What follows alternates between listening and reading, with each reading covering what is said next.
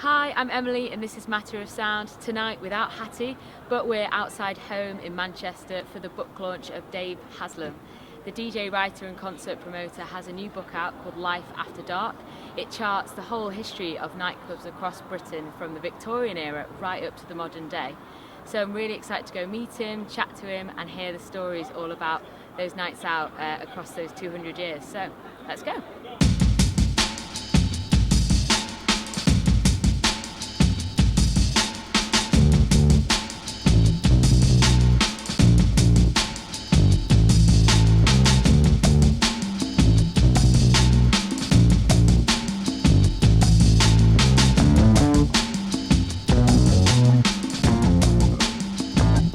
Take me back to like where it all began. Why did you want to write this book about life after dark? Well, obviously I was inspired by gigs that I've put on in Manchester, DJ gigs that I've been done myself. The Hacienda's only just over the road from Home, where we are now, and the Boardwalk, which is another venue that I played a lot down the road. And that just inspired me, really. I mean, it's kind of a lifetime in clubs, a lifetime hanging around with people who love clubs, and also just meeting people for whom nightlife is so all important. You know, I think people who aren't addicted like I am don't understand how that feeling of being on a dance floor, say, or be at a little gig where you're crushed in and you're watching some amazing band play and you know they're on their way to greatness and you're there witnessing it, and just how brilliant that is. And so it's a celebration of that all those moments, and it goes back 200 years because I kind of think, well, why not? You know, it's part of the story is how each generation remakes nightlife. And it's part, like you're saying, it's part of humanity, isn't it? It's always that need for people to go out there, enjoy and let loose, basically. Yeah, I mean, every day. We're sociable characters, really, and we could be tribal, sociable, communal, whatever you call it, but I think we like being around like-minded people. Yeah. And the thing about a club is you can choose where you go. I mean, you can't choose your school, you can't choose your family. Yeah. I mean, although mine happen to be very lovely, but you can't choose where you work, you know, the office or the factory or wherever you are. But you can choose what club, and you go to a club where you meet like-minded people.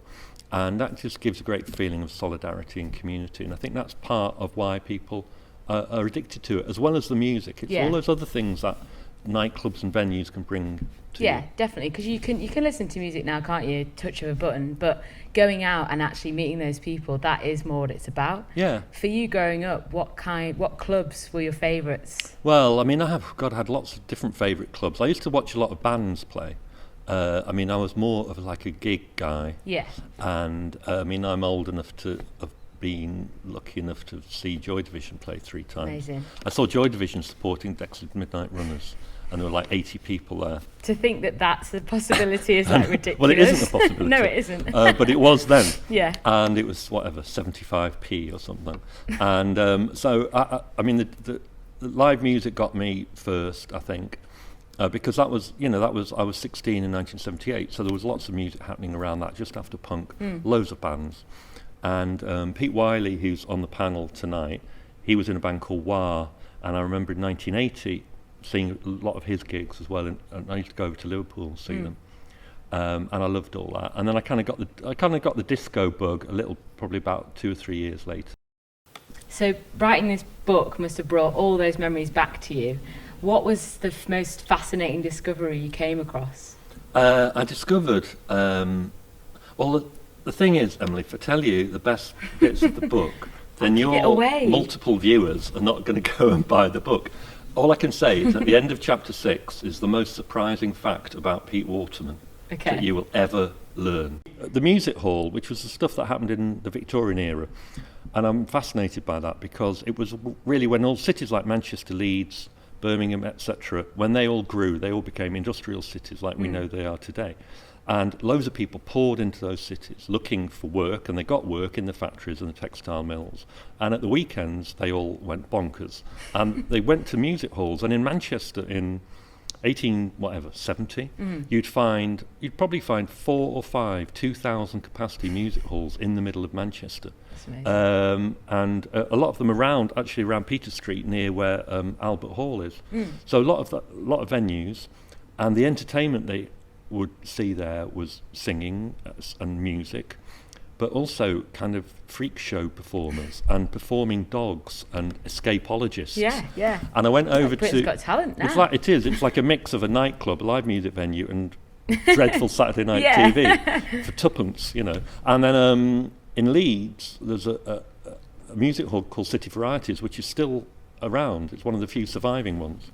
And on one occasion, they put on stage a woman hypnotising an alligator, a live alligator. And I thought, that's crazy. The Warehouse Project, they do like 7 great DJs every night, but you don't have a woman hypnotising an alligator at the Warehouse Project. We need to bring that back to Manchester, right? Bring it back. I'm sure there's probably, if you browse online, you can probably find something like that on YouTube. So you mentioned there loads of different venues, huge capacity venues across Manchester. Obviously, we still have that, and many cities nationwide have huge arenas. Yeah. Now, a lot of them are closing, as we know. It's headlines all the time, isn't it? But do you think the smaller clubs are at risk of that?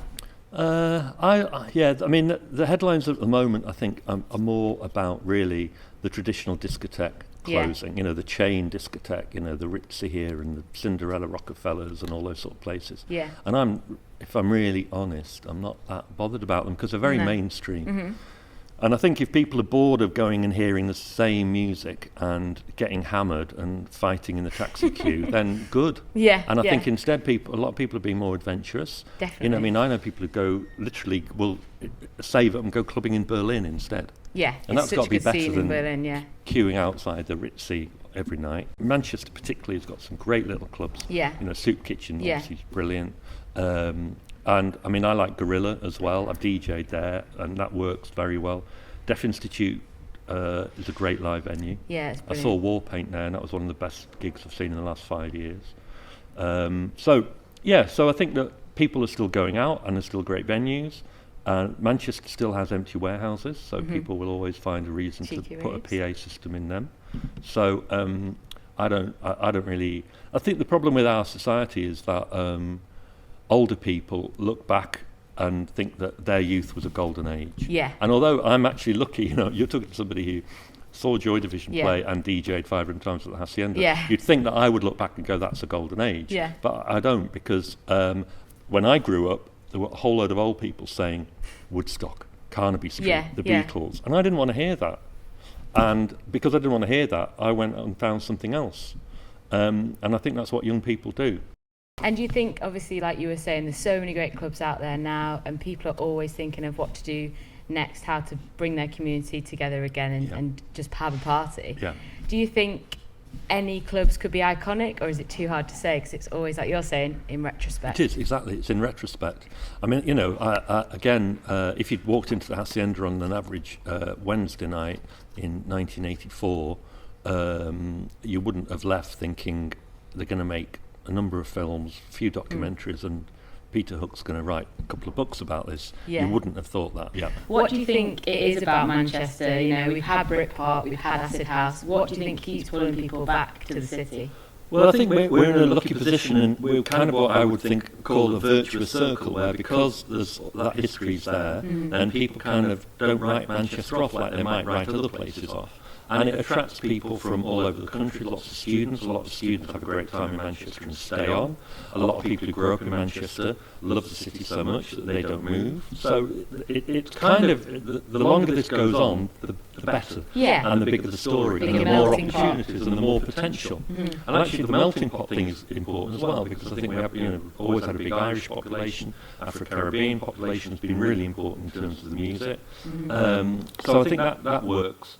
In Manchester, people will sniff bullshit out, and so you can't do that thing like, oh, this is a great new thing. People will work people that out. People will talk about it and find out that it isn't. Exactly. Yeah. Whereas in London are always trying to sell us all that kind of stuff. But Manchester, I guess, in the phrase you young people use, keep it real. Keep it real. And on that note, I think we'll end it there. Thank you so much for talking to me, and have a wonderful evening. Thank you. So, in the book, and I think in life, we're searching for and celebrating places where we fit in. A nightclub or a music venue we walk into and realise, like my friend Denise did, who remembers the moment to this day. All of a sudden, I was home, and all my teenage dreams had come true, and everything made sense. Thank you.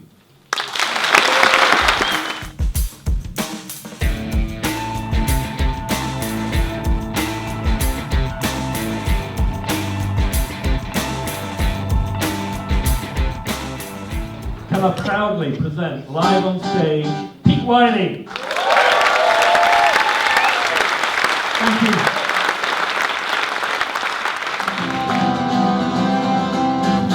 Hey Joe, I got the news tonight. We should have laugh, should have cried, should have stayed and fight. It's simple, so true.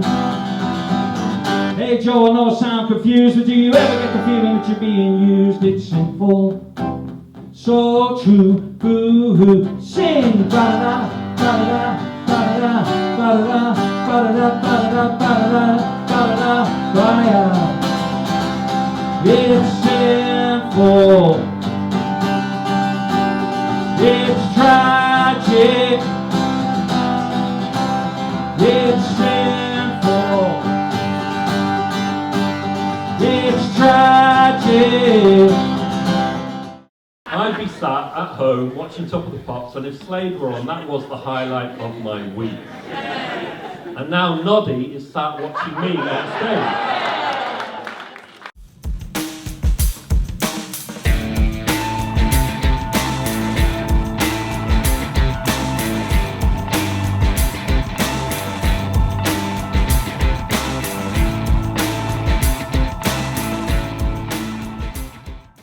Dave's been working on this book a long time, and I'd had a chat with him about it. Got to be 4 years, probably 4 years ago or something. Come on! So it's been a long process for him, but I'm glad it's out there, and I've not read it yet. He's just given me a copy. It's hot off the press. Brilliant. And I love the smell of new books. Yeah, They just smell great. And so I haven't read it yet, but I know it's going to be good because he's a great writer. He's fantastic. So what are your memories of back in the day in Manchester and gigs and stuff Well, like you that? see, I'm from a school where I grew up in the 50s and 60s. It were my clubbing days. I mean, I'm 70 coming next birthday. Yeah. So I was in the early club days when they were called often discotheques, which you would never have heard of discotheques. Well, I have heard of them. But it was a totally different scene in those days. And of course, quite a lot of clubs in those days had bands on, but bands to dance to, not to watch. You dance to bands. Like a big band and stuff, No, even small groups, even rock and roll great. groups. You didn't actually stand and watch them in the 60s. You actually danced to bands. Now generally. people would think that would be That would be weird now, yeah, absolutely. But in those days, the band was unhappy if you didn't dance to them. Yeah, that's so great. that's a big difference between today and all those years ago. And has he told you, do you feature in the book at all? We've just had a look. We've just had a look in the back pages, me and Pete Wiley, in the index, to see how many pages we're on. And I'm on quite a few. Okay, good, good. But unlike Pete says he's only going to read the pages he's on. But I will read the whole book. Excellent. So what's your favourite memory going back of being in Manchester, going out at night? Well, we used to play all sorts of venues when we came up here to do shows. Yeah. You know, you'd always go out after the gig. So, there was a lot of clubs in those days, a lot. Yeah. And as I say, there were dance clubs generally. And Manchester's always been a great city for clubbing. Yeah. Always. It was always at the forefront, Manchester.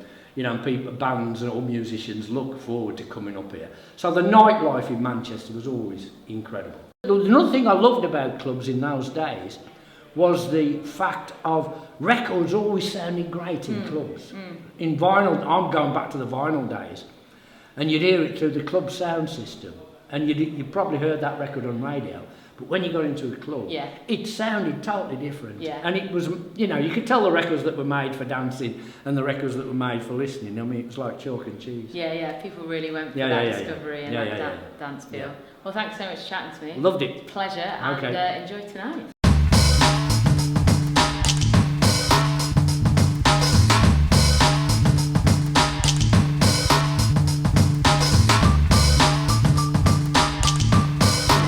So I've just come out of the book launch for Dave Haslam's new book, Life After Dark. Got a copy of it myself. I'm really looking forward to reading it. We heard about some of the stories that are within this book and the history, so I'm really looking forward to getting stuck into it. The panel were great tonight. Bumped into Noddy Holder as well and spoke to him about discotheques back in the 70s. Pete Wiley played a live session, which is a great surprise for the audience too.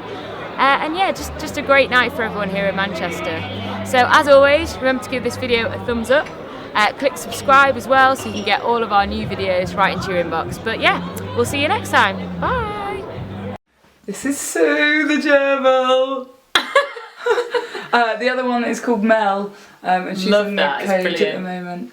So me and Hattie co-presenting with Mel and Sue. We didn't think this would happen this quickly. I know. Well, we've shot to fame. Ow, fucking.